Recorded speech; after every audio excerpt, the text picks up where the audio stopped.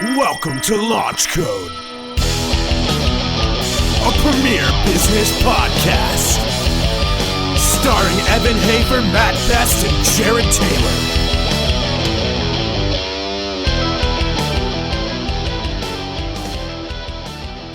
All right, welcome back to Launch Code Podcast. That is like probably the worst intro. It is pretty bad. Hey, welcome back to the Launch Code Podcast with your host and hostee, Brian Stevens, 86.4. That's okay. We get straight to the content. You know, We're going to get straight into it. We don't have any sponsors for this fucking thing, so we just go straight in. That's what we do. Okay, so it's been a year, Matt. Been a year. It's been a year. You got to kind of tell us what you did. Well, first of all, who are you? I'm Matt Graham from Graham Combat. There we go. Matt Graham's We're the back sponsor with us. today. Ooh, I like that. You can be the sponsor. Unless like it's that. fiduciary responsibility. That No. we're just a content sponsor. All you owe us is a good attitude. That's all we want.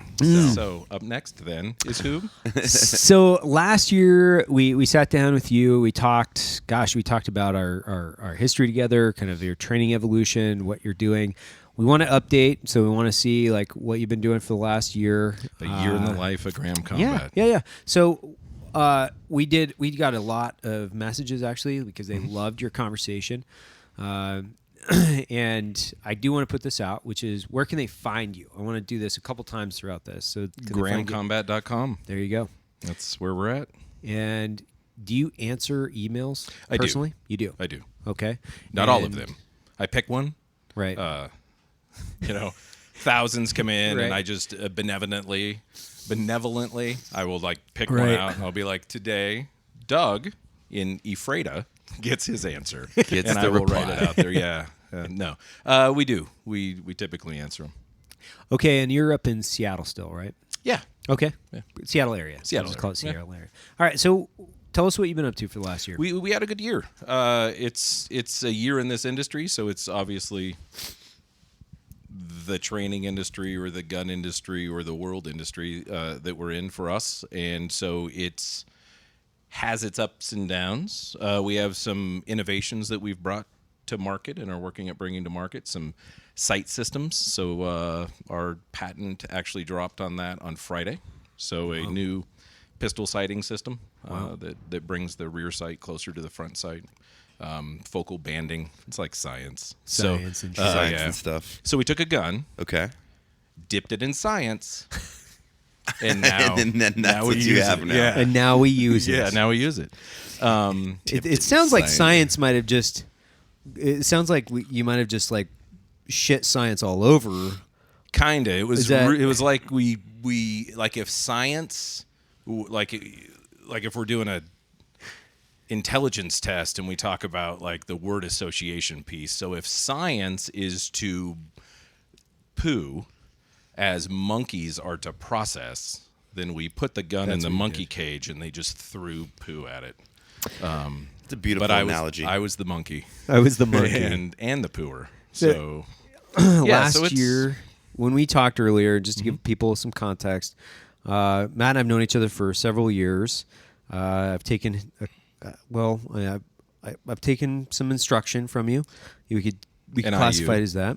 And he's one of the best instructors that I've had the privilege of. I don't know what you'd call it, working under, but that sounds a little bit weird. little weird, Especially, in our precursor of yeah. the poo thing. But Yeah. and our But- environment. yeah. I really love the way that you articulate things. I like the way that you architect and design your instruction. I like the way that you put your information out because you apply a different form of context and a different relationship to the information. I think there are a lot of instructors out there, and we talked a little bit about it last year, where they regurgitate information. Mm-hmm. So there's a lot of like just general regurgitation in the industry, and they don't actually understand the information 3 layers deep. They just understand how to regurgitate information. Now, that's kind of the military method in a lot of instruction is that you learn it from somebody, and then you tell somebody else exactly what you just heard. You're the conduit you don't actually understand the information. A lot of the instructors out there don't actually understand it. Well, I think it's the learning methodology that we've had our entire life, right? We got that way with Mr. Schwartz's woodshop class in 8th grade. Right. You know what I mean? Like, this is how you use a planer. And, Exactly. But why? Exactly. And so it's in the same with math class and everything else. We sit in front of someone who tells us something, and then even right now as adults, you can look back on a teacher that you've had in your life when you reference something, math, science, or history, and you're like, oh yeah, Mr. Wallenberg taught me that. Right. And it's that regurgitation of that piece. And one of the issues in the training world today is, do you just get regurgitation with no depth of knowledge, right? Because it's the depth of knowledge and experience that brings the wisdom to that piece, right, as opposed to just reading the book or reciting the drill card, right. And it's a difficult piece. Ellen, my business partner, and I had gone. We still go to training. We go out to places to seek new things. Maybe there's a bigger, faster, better way, right? And it becomes difficult when that's what you see, is someone's just repeating, like, I don't know the depth of history of this, and I don't know the next step where it goes if it's not written. Like, if only the front part of the card is printed, where's the back card? You know, then you're done. So it's difficult. Well, and about how many courses now do you think that you have taught in your lifetime? So are we just going to combine all of the work worlds that you've known me in? Just combine them all. It's 12 students a day for 48 weeks a year. Right. For, in our life together, a dozen years. Yeah. So just that is a few. I can't do the quick math on that. I could throw the science boo, right? But the quick math With the quick math, yeah. I know that the alligator eats the bigger number when we're done. Like that's about where I'm at with math too. So I can't really help you there. And then if there's an alligator there, why am I worried about the math? So right. That's true. You should be worried about the alligator. Maybe. Yeah. Or what kind of shoes am I going to make? But, needless to say, you've seen a lot of students throughout the course of your career, and you every day see a different student, and you've obviously had to change the way that you teach in order to get information through, because there's an acceptable criteria that your students have to actually retain the information and then utilize it in order to pass, right? So one of the things that I like to ask guys about this is just, in the context of the information, are you constantly trying to dig up more information on the craft, I should call it, like whether it's gun craft or tactics, because they're very definitively different? Are you constantly researching and kind of diving down the rabbit hole in that? Well, you have to be in it. If it's not a world that you're living in, then it's not something that you're going to be able to translate. You can translate the information, but you can't translate the knowledge. Right. So we can talk about the room we're in right now and look at it tactically, but until we're here living in it, how that translates to that venue or that environment is entirely different. So you brought up a bunch of things there in that question, and one of the biggest ones goes to, how do people learn drives how people teach. And a lot of what we find in instruction doesn't do that. It's just, this is written on the card, so I read the card. Right. But Matt may not learn that way, and Evan may not learn that way. So teaching is a continuous, and you and I have this experience together, where it's a continuous feedback loop. Right. Where you've probably experienced with me teaching a class that it's a constant give and take. It's just like this interview. If I'm talking with you and you're responding to me, then I need to base my next move or my next learning for you off of what you said, not off of what I wrote on the card in the car. Right. Otherwise, it's not relevant. So in learning, especially if we go back to firearms and tactics that are directly applicable, I was talking with one of the oldest school firearms instructor around in our industry is probably Ken Hackathorn. He's been around forever. So Legend, by the way. Yeah, legend. Absolutely, right? And for some reason, the legend likes me. So, wow. yeah. That's impressive. Who knew? So, but I don't turn it away. So anytime he wants to talk, I'll talk with him. There's a mantle, right, that is passed, or a torch, or there's a standard that is made, an honor within the profession that you learn from those that have gone before. So we were just talking, and the analogy I used is a blanket. We've all seen a blanket with fringe on it, right? But what part of that blanket is going to keep you alive overnight if it's cold? The fringe or the center of the blanket? And it's the center of the blanket. And a lot of times what people focus on is the fringe. Right. And the fringe isn't anything. You can cut the fringe away and be just fine. And that's in teaching and in learning and going to classes and in giving classes, that's the drive. It's not, hey, look at the pretty blanket I made. It's, hey, man, this is how that blanket's going to get you through tomorrow. Right. And don't focus on the fringe aspect of it. Focus on what the core of it is. So it's difficult if you don't know the material. And in knowing the material, you have to practice it. You have to live it. It can't be... But would you say that's kind of the hard part about teaching, right? Because if you focus on core competencies, sometimes those processes become very mundane. Whereas in teaching, and quite often students don't really want to participate necessarily in making themselves better. They want to participate in the flash and the sexy aspect of whatever you're teaching. But how do you get a student to be like, okay, the blanket keeps you warm. We're not worrying about this, because normally the student will be like, oh, but I want to learn how to make the fringe and make it look sexy. Right. I think part of that goes to what you just said was the mundane. It makes it the mundane. The mundane for who, Matt? Right? So what I always do is bring it back to the reason you're here, whether it's in the professional association that we've had or in the Graham Combat you're coming to a class. You came here for a reason. And so let's focus on what that reason is. It's not mundane if it's core to saving your life. So if you're here and you recognize what that is, and there's times where I'll just have to talk to students. And because I'm very much collaborative in teaching. It's me and you. We're going back and forth and doing this process. And I'll say, because you can spot them, hey, man, are you here just to, like you're just here to run that plate carrier and show your abs when you're swapping shirts at chow time and all that kind of stuff? I get it. Yeah. Or what are you doing here? And I think the reason that we have been so good and Ellen has been able to cultivate our student base is because we get a different person. We get a more intellectual student that recognizes the downside to what you're doing.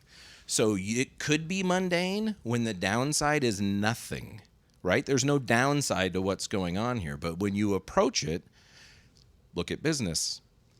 When you approach it with the downside of if this doesn't go, it's catastrophic. Yeah, the consequences. Then how mundane is it?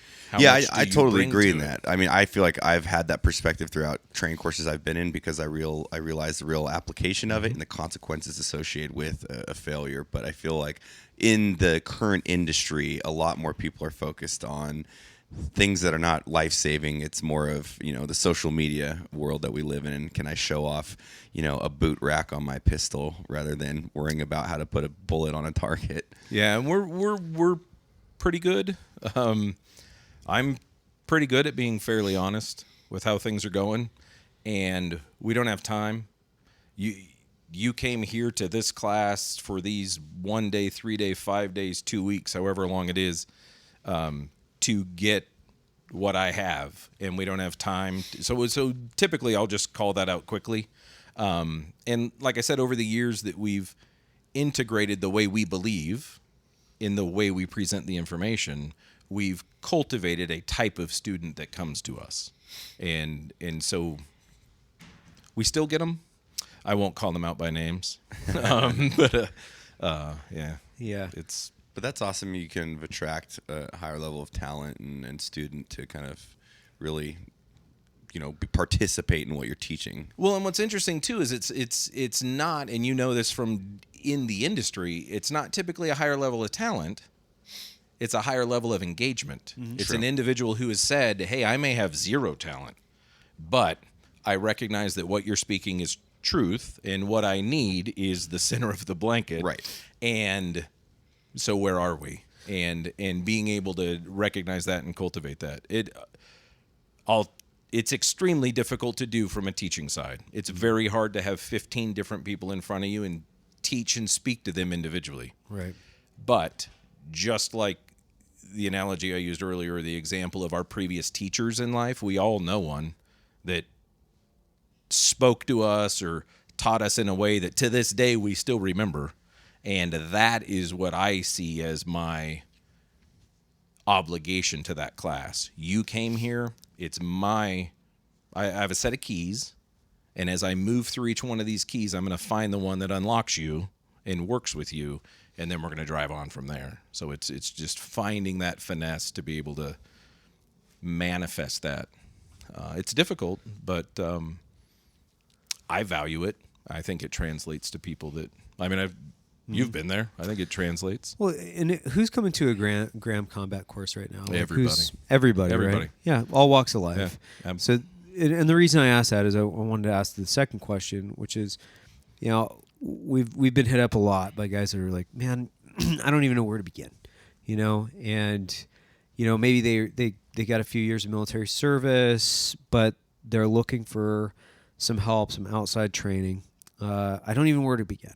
So, I think that was some of the questions we got after your last episode. It was like, okay, but he lives in Seattle, man. I'm in Iowa. I'm working part time and going to school. Like, I'm not going to be able to fly out there and take a course. So, where does a guy start? Where do you start your knowledge? Do you start on YouTube? Is that where you start? Where do you start, man? Instructor Zero. Sorry. Yeah, it's what is your end goal, and like in any learning, where do you start knowledge? If I don't have access to, what everyone else has, if I don't have the resources to be able to go to a physical school to be able to do that, then yeah, maybe it's the internet, maybe it's the library. We're talking about just general knowledge, but there's a lot of good information out there. I think the hard part now is so many people have access to that internet that every single one of them, it puts out what they believe. And so it's very difficult. What I see for students as difficult is how can I filter out the noise and find a message? That's the question, which is how do we go to the people that are speaking the message? Right. I'm one of them. Mm-hmm. There are others out there, and I think it's easy to discern who's actually speaking the message. And yeah, it's a hardship. One of the things that I used to talk about in training is I've worked at many levels of organizations. I've worked at police departments that have 7 guys, and I worked at the Air Marshal program that just gives you ammo. I've worked with small groups of people with no resources, and then I've worked within DOD that literally there's a room that prints money. Right. And they're like, wow, that's a neat room. Like, how could I just be in this room? Right. And can I have a backpack? Can I have a backpack, please? A big backpack. I think your backpack should be scaled to the size of you, and I'm a big guy, so I don't think they make backpacks that big. What are you, like 6'5"? But I mean, if I'm in a money room, right, I just think it's unrealistic to have like a little bag. So,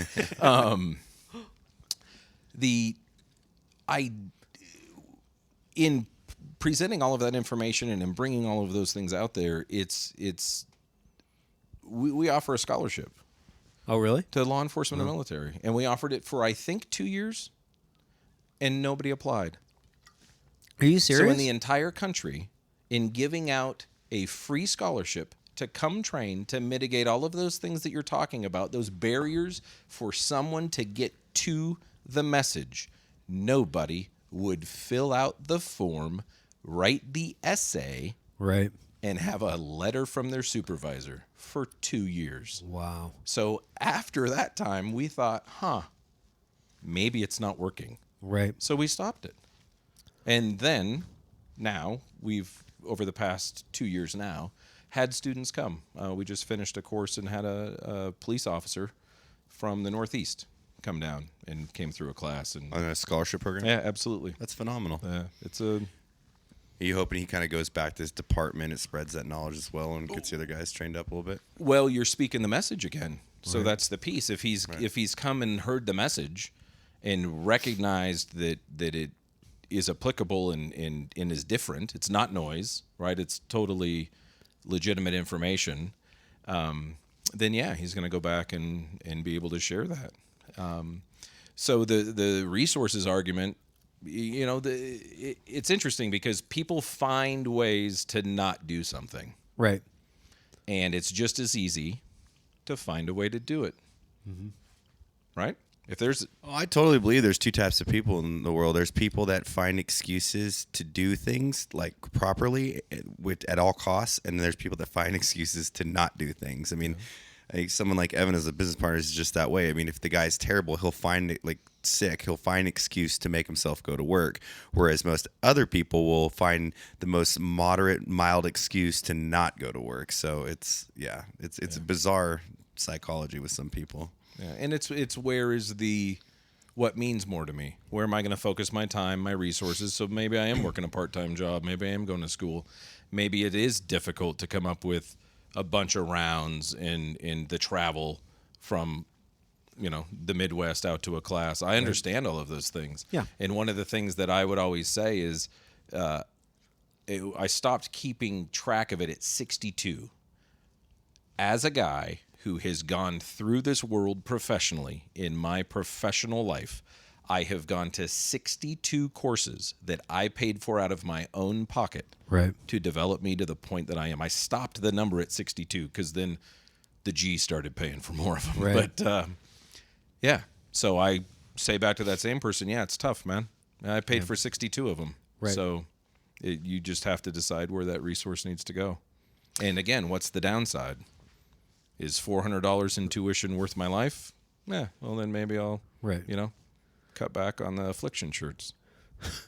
Hey, I wear those all the time. I wasn't I'm looking at kidding. you when I I'm said kidding. it. I wasn't looking at you when I said it. No, I can see it under his jacket. well, and we've talked about this a few times, I think, in the past, where I always notice trends. I don't notice trends right now necessarily in the shooting industry and I would not classify you in the shooting training. Actually, that's where I would classify you. I'd say you're in the tactical, more of the tactical with the applicable tool. Like it's a survival tool in survival situations. So like I think you have very distinctly different things that people can teach. And there are a lot of marksmanship instructors out there, and there are tactics instructors. And like I think that's really important for people to distinguish between. Like there's no doubt in my mind, like shooting 25 bulls, like, hey man, 25-yard bull, like go for it. That's really good. But putting somebody into a situation where you can apply a little bit of heat and a little bit of stress, and making them shoot targets in a scenario where they could find themselves in, or worse of a scenario than they would normally find themselves in. Like you're teaching a survival skill. So there's the tool, and then the skill or the application of said tool in the environment. So like one of the things, and I'm really kind of leading this in the sense of like, what are you seeing in the industry that you like the trends, I guess, in the last year? What are you seeing that you don't like? A little of both. My answer touches both of those. What I like is the saturation of information about people, about individuals, about classes, about training, has to be transparent now.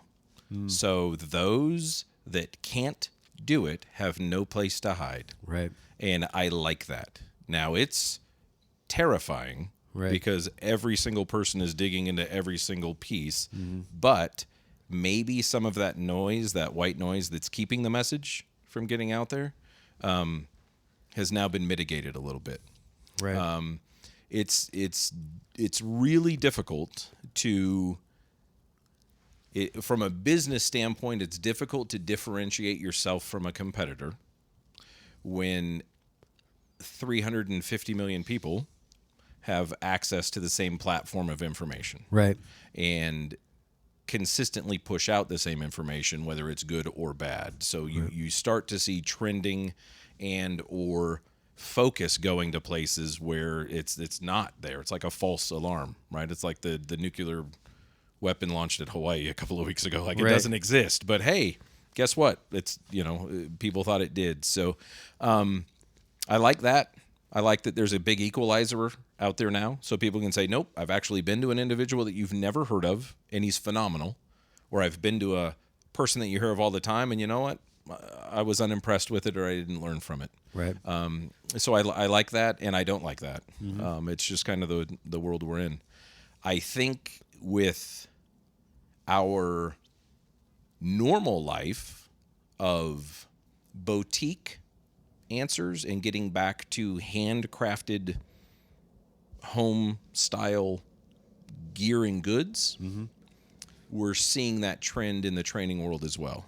Give me someone that is legitimate, has legitimate information to translate into what I need, whether that's a fight or personal security or bigger picture, and I'll buy it and I'll be with it. And you know this, I'll have brand loyalty forever because it's a genuine piece. So that I think is out there now, and I like it. Yeah, and it's interesting because you said you've gone to 62 plus courses, and I think a lot of people, definitely within like the shooting industry or tactics industry, they get locked into they almost idolize a specific instructor, and then they think that they're supposed to be rooting for a team almost. Right. So it's like, hey, if I watch this guy, he's my favorite instructor, I can't go to another instructor. And I think people need to smash that into bits and just shovel it out the front door, because gosh, I don't know how many different instructors I've seen and or been taught by, watched them teach and picked up little things where I'm like, man, I would have gone to 2 days of training just to see that 5-minute block of instruction. Yeah. That's all. Yeah. And I think that it limits people's perspective and their ability to pick up information. I'm dumb as fuck, man. I have to hear information 3 or 4 times most of the time in order to and it has to be applied specifically in a form where I'm like, oh, got it. Yeah. Okay. So I've got to hear it from sometimes 3 different people, 3 different ways, in order for something to sink in and go, got it, I completely get this now. Well, part of that is in a learning methodology is bridging. Mm-hmm. So the concept of bridging of I'm here now and I want to get there, and there's a piece of information or skill or knowledge that will get me from point A to point B. And in part of having a diverse learning environment, think back to, again, we'll go back to Mr. Schwartz in middle school. Right. You had different periods throughout the day of different stuff. But when you are in math class, you're still learning English. Right. And when you're in English class, you're still learning math. And when you're in history, you're tying a little bit of it together. Right. Because is 100 years war really 100 years? You got to figure that out. And then it's also English. So bridging back and forth between the two, which if you can couple a bridge of learning with a depth of knowledge, then you're gaining from that wisdom from someone else. So in a class, me as the teacher is to find the bridge for Evan to walk across and to get to. So it's a guided discovery learning model, if you're familiar with that. Yeah, I'm just the guy in the boat taking you from one side of the river to the other. And at some point, it's going to catch. And it may not be in my class. Right. It may be in the next class you take. Mm-hmm. But if you're only drinking from one cup, right? Yeah. We have many flavors of coffee. Right. We want to drink from a bunch of cups. So. And it's weird. When I would see a new group of students, the class would almost take on a different personality. Absolutely. Too. And so you'd have individual personalities, and you'd have to reach or bridge your information. But then you'd also have a class, and you're like, these guys collectively are learning differently than the previous class. They take on almost like a group psychology to a certain degree, where I would have to change the information that I was putting out for the group, so any group that came through, and then the individuals to try to see, okay, where is this person at? How do I reach them on this specific thing? And I remember working with a Brit. God, I'll never forget this. I was working with a Brit a few years ago, and he could not kind of bridge the gap on being able to stabilize his wrist. So his split times were shit, like absolute, like just like half-second splits. They're horrible, and I'm trying to explain to him, like, okay, I need you to not tighten your. You don't need to tighten your grip. I need you to stabilize your wrist. That's your issue. And he kept tightening, like grabbing onto the pistol. I'm like, dude, you're going to choke that thing to death. No, I need you to tighten your wrist. So what I ended up doing is I started looking for an app. I found Coach's Eye because of that. And I think I was telling you, like we talked about that before. And then as soon as I popped in the slow-mo camera, put it to Coach's Eye, it just absolutely clicked with him. But then I could use that tool. So he was teaching me at the same time, right?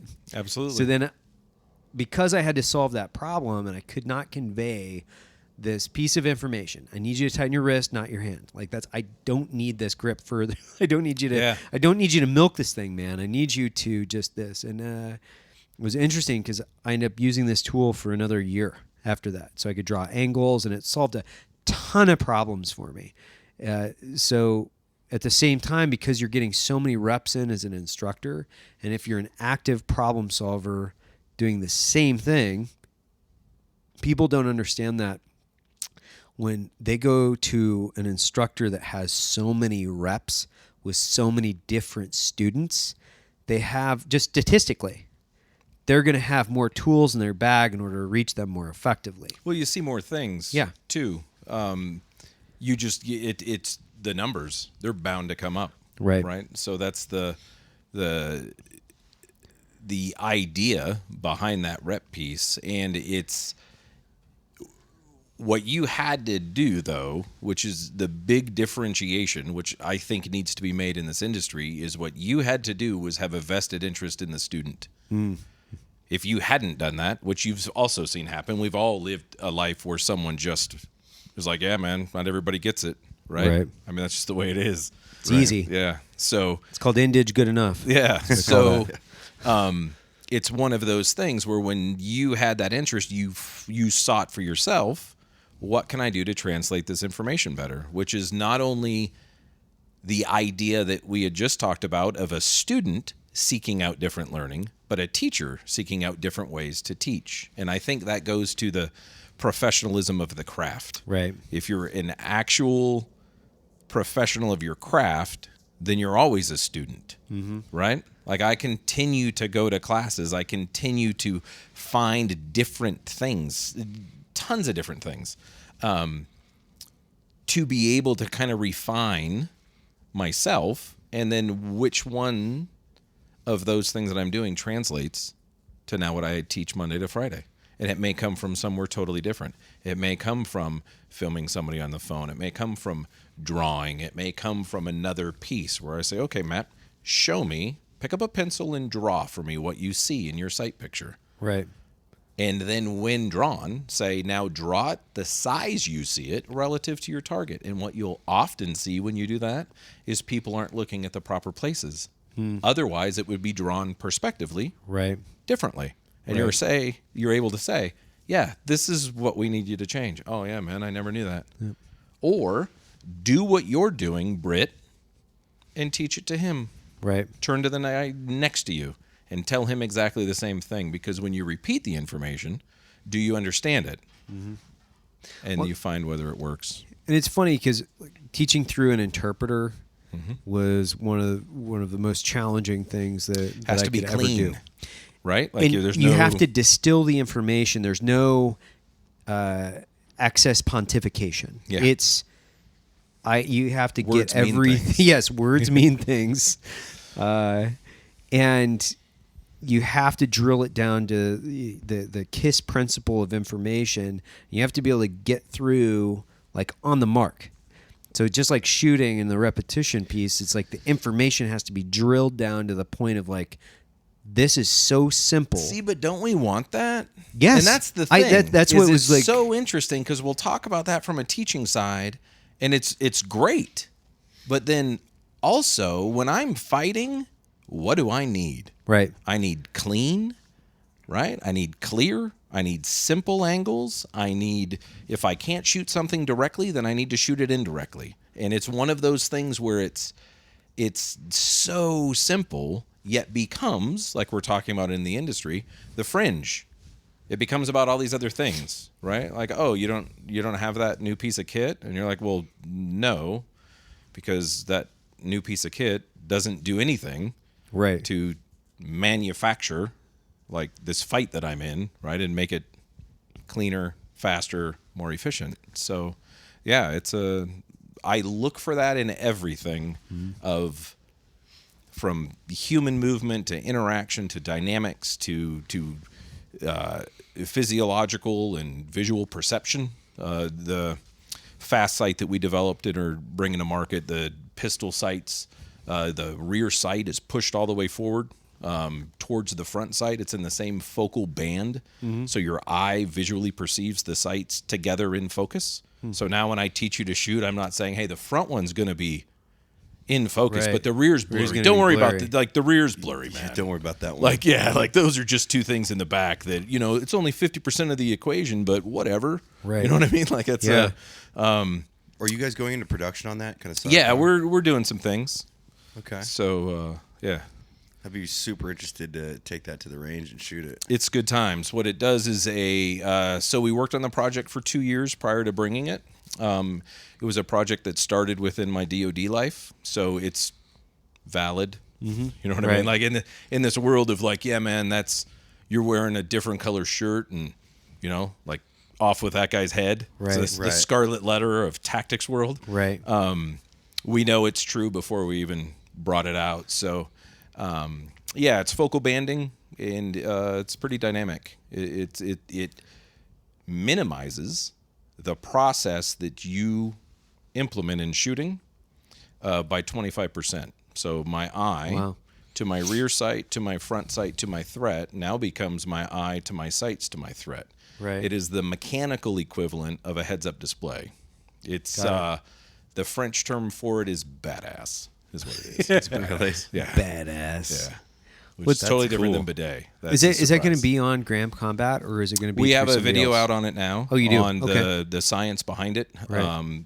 Ellen, my business partner, is a doctor, and so science. Science. There you go. Science. Right. Do you have a station where I can just dip things in science, as you We were do. saying? We do. Okay. It's going to look a lot like you're getting poo thrown at you. Right. Okay. You got to believe it's science. Just bridge to science.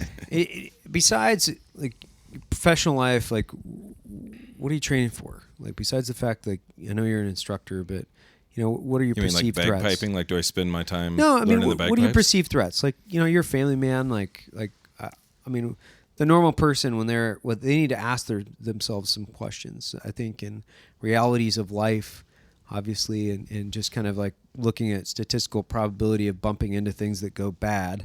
What do you see the average citizen having to prepare themselves for?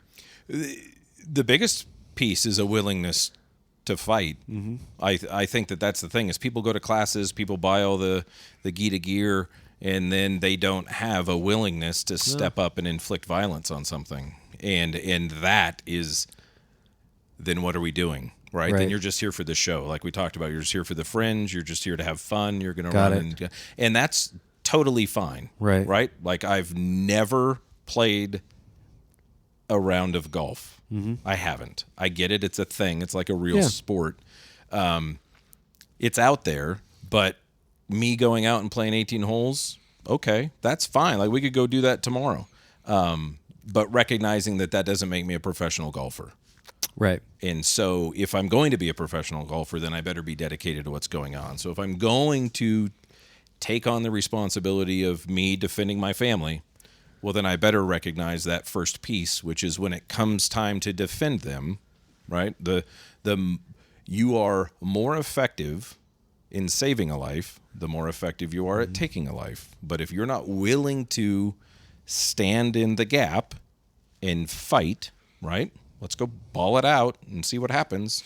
Then what are you doing? Do you think you can teach people to participate in violence voluntarily? Because I think that a lot of that is an innate I think it goes to bridging. So you're right. I think it goes to bridging. What you have to do is, and we get people in our classes that are 20-year soft guys and a stay-at-home mom. Right.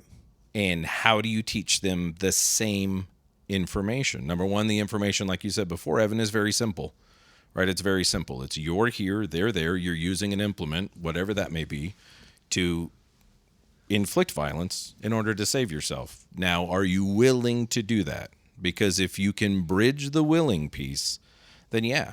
Are you willing to do that? Are you willing to what's a great movie? What's a great movie? Die Hard. Die Hard. Now, a great in Christmas watching movie. Die Hard, what makes Die Hard great? That you're willing to go there. Right. Right? Hey, man, let's spend a night at Nakatomi. Right. Right? So it's like, perfect. I'm willing to go there. Then I'm getting on the ride. And once you're invested in that, once you get them invested in what's going on there, then yeah, I think it is easier. Now, what's difficult is the one person's vision of what success is going to be different than the others. Right. So that's where it comes to the differentiation in teaching. So how do I cultivate the 20-year soft guy and develop his skill because he's already vested and interested in it, and the stay-at-home single mom? Right.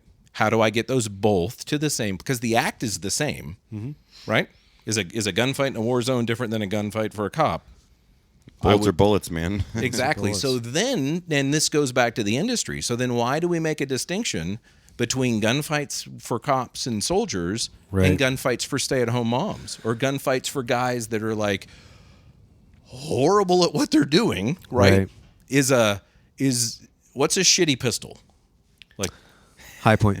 Okay.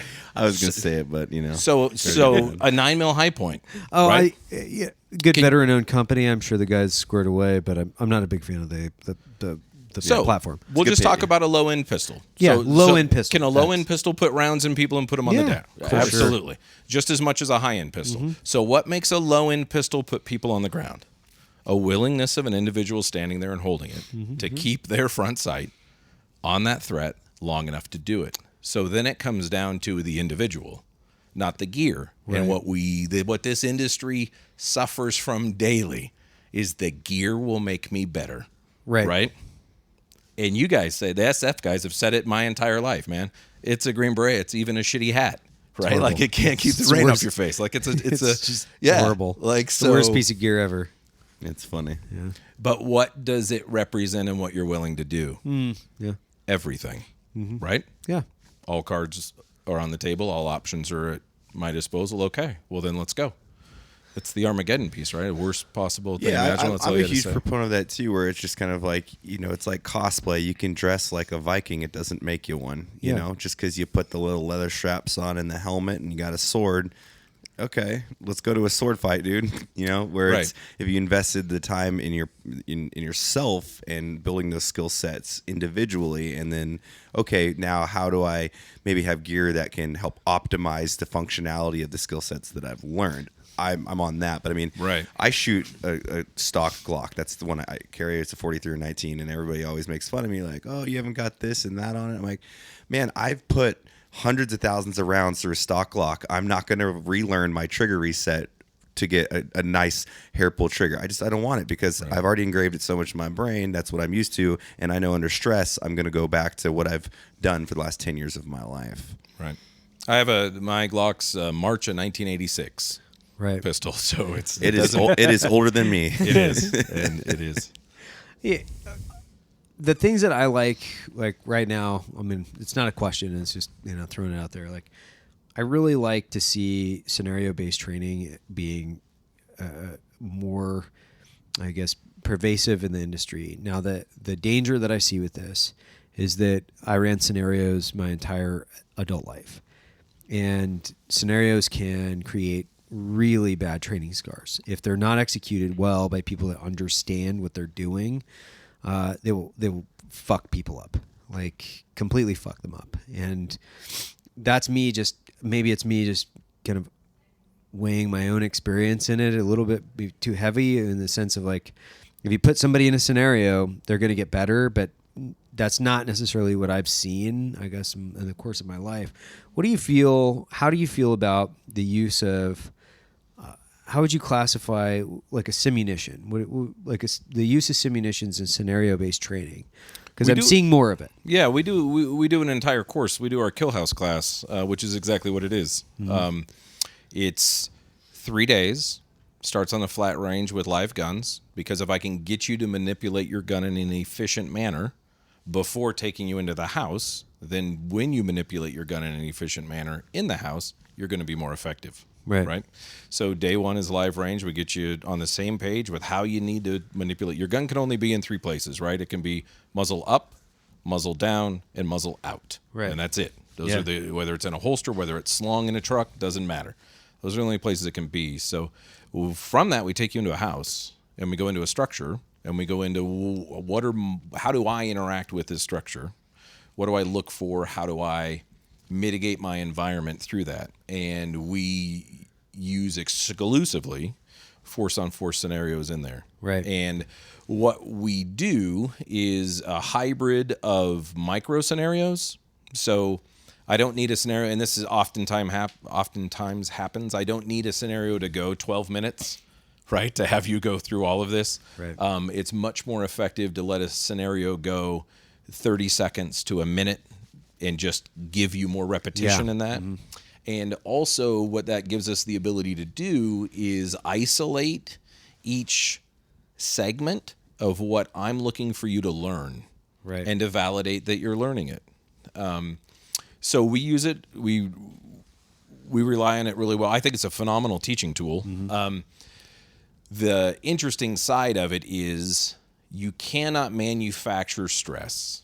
Right. You can't. You can put me on my face right now and I can start doing a bunch of push-ups, but you're not manufacturing stress. You're just getting my physiology, mm-hmm, right, working a little bit more. But that's not going to translate to me thinking I'm going to die the second I go through that door. Right. So when you're loading fake bullets, you're shooting real people in a training environment. And when you're loading real bullets, you're shooting paper. So it's one of those where we can try to make it as realistic as we can, and we can build that to a certain point, but it entirely goes to the content of the information and the way it's presented into what you get out of it. Because like you said, the very worst thing that can happen is for someone that doesn't know what they're doing, because they don't have a depth of knowledge of seeing thousands and thousands of runs. Right.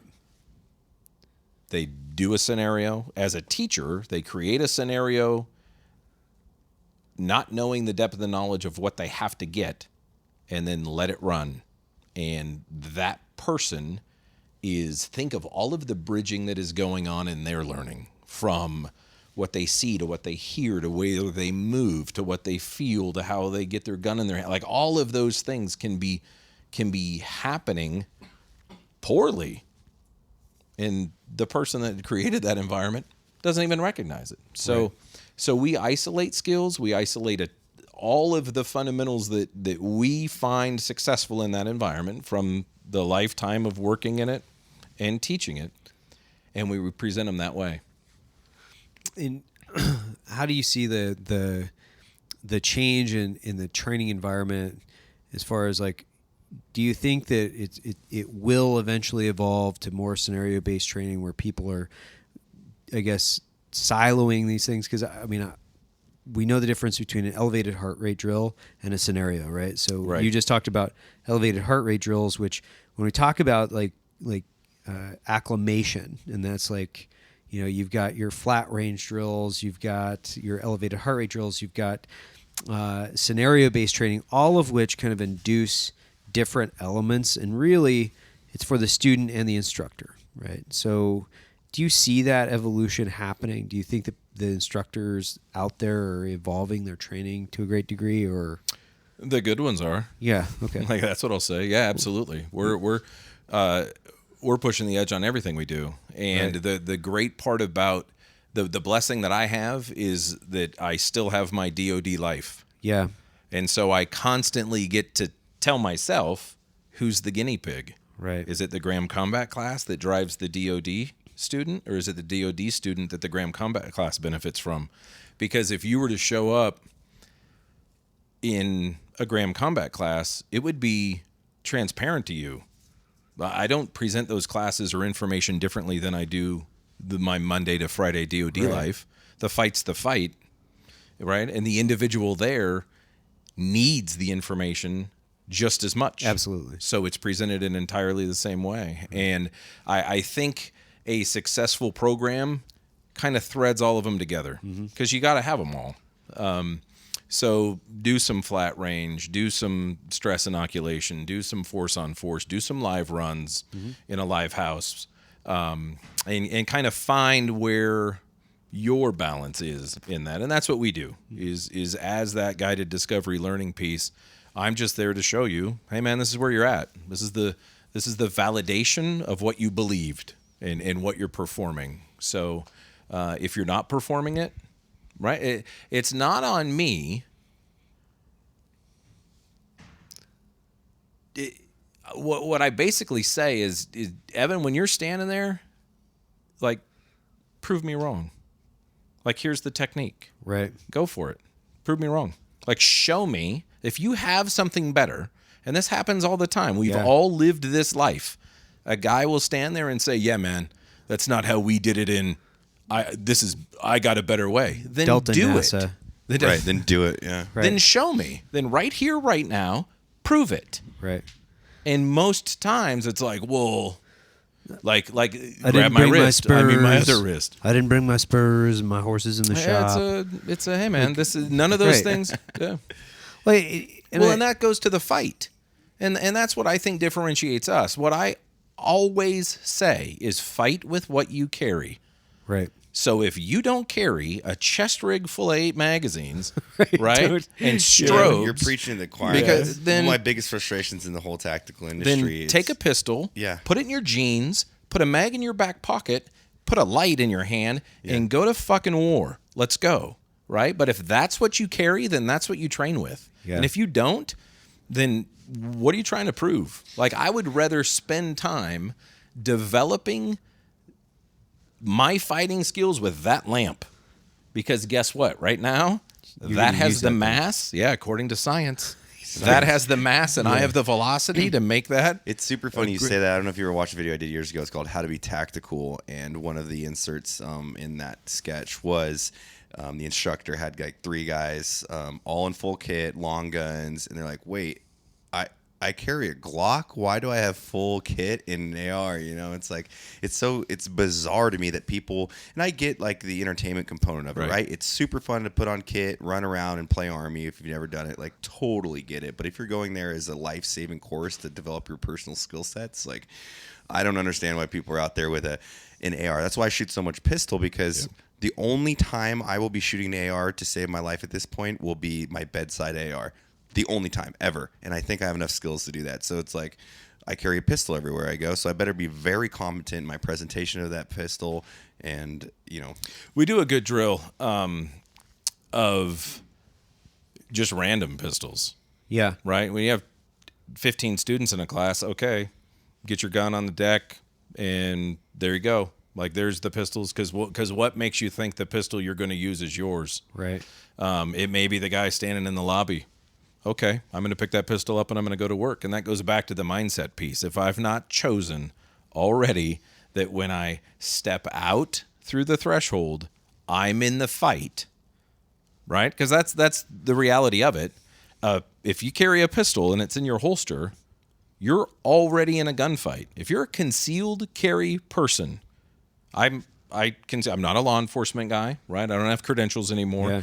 I'm just a guy. So if I'm carrying my pistol, I'm already in a gunfight. I haven't drawn it yet. And that's the distinction that people don't make. They're like, oh, no, I'm not in a fight. Like, later on when I get my gun out, I'll be in the fight. Well, if you get your gun out, right? The realization Asterisks on the if. Absolutely. The realization is when you place that gun or knife or lamp on your body to go to work, you're going to work, Right. right? So Who else are you looking at in the industry? Like, you know, guys that you respect, you know? I mean, you're not looking at, not as in that way, but who do you respect in the industry? It's difficult. Yeah. It really is. And we get this question a lot. I get guys come up and say, "Hey man, I want to go train with somebody. Who do you recommend?" And my first answer is come back. Yeah. Come on back. There are people out there. I don't want to recommend somebody that I haven't been to. Yeah. And so for me, having the life I've had for the last 12 years, it's been limited within the DoD world. It's difficult to say, hey, you should go to this next person. I spend a lot of time down at Shaw's. Right. I teach down at Mid-South now as well. The one in the south or the one in Idaho? Because there's No, two now, right? the Homestead. Okay, got the it. one in, Yeah. But again, it's difficult for people to get there. Yeah. You know what I mean? They kind of got to enlist, and they got to go through a bunch of training. Right. Then they got to get. Yeah. You know. Yeah, you got to like register and type an email or something. Selection, yeah. You gotta come back and. So yeah, it's hard for me. Typically, what I say is I believe more than anybody that the information I'm putting out is the best information you can get. Yeah. I truly believe that. And in my training life at DoD, I talk about this a lot because we get guys, and you've both know that life that I'm talking about, where people will see a new shiny object and they want to go off and follow the new shiny object. And one of the things that I commonly say is about Shaw's, why is Mid-South the finest shooting school in the world? So I ask you, you've been there. Why is it the finest shooting school in the world? And my answer to you, right? It's not a setup question. Oh, okay. But my answer to you is because they believe they are. And as one of the guys that has to stand in front of tiered level individuals and teach them how to shoot a pistol, yeah, I believe I am. So that's the difference. Is there are a lot of people out there that don't fully believe in themselves, but it doesn't keep them from going out and trying to teach someone else. Right. So I've, in my professional life and what Ellen and I do with our business, just like you guys, we surround ourselves with successful people. I want people better than me around me, right? And so I'm fairly confident in saying, come to me. I'll train. Right. We had a student that every major instructor in the country had turned him away because he had a physical disability. Oh, really? Couldn't find he's like, hey man, I gotta save my family like everybody else. Yeah. And I was like, yeah man, come on out. Like I'm super fucked up. So let's do it. Right? Like, I mean, Me too, but that's all in my head. no, so, but that's a you know. huge thing, right? Like that's the, I taught a guy a few years ago in a wheelchair, and it was one of the most rewarding things that I had done because he'd been paralyzed basically from the center, from his nipple line down. And so his body mass, it was very difficult for him to maintain the gun behind his body mass. So we worked with him for quite a while. But it was one of those things where he came out, he's like, I'm very appreciative in the fact that it's like, I'm immobile. I'm in a wheelchair. I'm mobile, but I'm mobile by wheels. And he found himself like feeling very vulnerable most of the time. And it was a confidence issue. It was a big piece of psychology, fairly important piece of psychology for him to have the confidence to at least know that he's out with his family, that he wasn't going to be exploited. And that was a big deal for him. And it was actually a really big deal for me because it was one of the most rewarding teaching experiences that I had, because it really gave this guy something, and you could tell it meant a lot. Like, it just meant a lot. it's his life. Yes. Right? And that's one of the things that we commonly forget is like and when we recognize it in ourselves of like, hey, I'm working on this craft for life. In some of the products that we're developing and putting out, I was having a conversation the other day with our attorney, who happens to be a really good friend of ours. And I reiterated to him, like, hey man, I've got 8 mouths to feed. Right? This isn't abstract to me. Right. This is direct. And he's like, 8? And I'm like, yeah. I've got 4 kids and a wife, right? I've got a business partner who has a family. I've got, like, this isn't just me. Like, this is, so for that guy, it's one of those things where one of the things that we talk about a lot in our classes is how to be a student, because people don't know how to learn. Right. they show up and they have preconceived ideas of, I'm going to put on all this gear and I'm going to go do all this stuff. And it's like, hey, this is how you be a good student. And then not only a good student for how you learn, but a good student for the person next to you. Yeah. Because, hey, man, like, you have no idea where they came from. You don't know what their baggage is or their burden or what they're trying to, get over, what their fight is, and in how that can translate to their own success, right? Like just, you're here, you're part of a big class, but you're also an individual and you're working on your own thing. So, it's kind of that throwing stones in a glass house piece. Like, hey, man, I do this a lot, been around a bit, and I'm still here to be a student. So, maybe we can all learn something. Well, we are out of time, Matt. Appreciate you stopping by. Tell us once again where we can find you. GrahamCombat.com. It's on the interwebs. I'm going to have to come down sometimes for a course. I didn't know that. Yeah. It's a great course, everybody. Like, I think that I can't emphasize enough, like, just don't be afraid to register for courses. Go out and take them. There's a wide variety. And I'll of course, Matt's here, but I mean, Kyle Lamb is a really good friend of ours. He's fucking phenomenal. Like an amazing instructor. Yep. Mike Pannone is one of the fucking, best instructors out there. There's like Frank Proctor, Daryl Holland. Like these guys are phenomenal, man. And if you just start pulling the thread on the sweater, the thing's going to come apart really fast. And the sense of the information is there. And there's only literally, there's probably 20 instructors in the nation that we could list in the way that's like, they're highly reputable. They're great. They're great courses. You can get into one of them pretty much, I would imagine, any week. Any week you're looking for one. And it's just never, it should never be an option for you to stop learning or create the obstacle in front of yourself or the excuse not to do it. And we'll just look forward to checking in with you next year, Matt, because we'll make it just a yearly thing. Yeah. Come on out and shoot the new sites. Fuck I would love to. Love to. Yeah. Let's do it. Cool. Awesome. Thank you so Thanks much, a lot, brother. Thanks for having me.